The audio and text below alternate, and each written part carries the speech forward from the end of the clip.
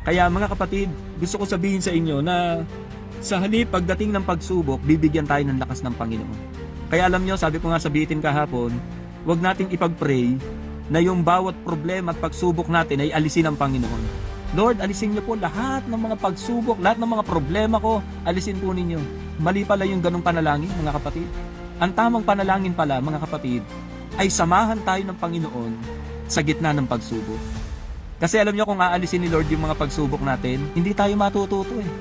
Sa Santiago chapter 1, verse 2, magalak kayo kapag kayo dumadanas ng iba't ibang pagsubok, sapagkat may dahilan si Lord kung bakit tayo pinararanas ng mga pagsubok, mas lalong tumitibay ang ating pananampalataya. Kung aalisin ni Lord yung pagsubok at problema mo, hindi tayo titibay, hindi tayo tatatag.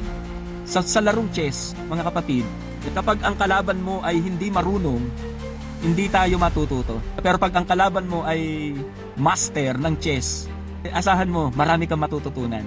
Ganon din po tayo, mga kapatid. Sa pagharap ng pagsubok, marami tayong natututunan. Marami tayong na-absorb.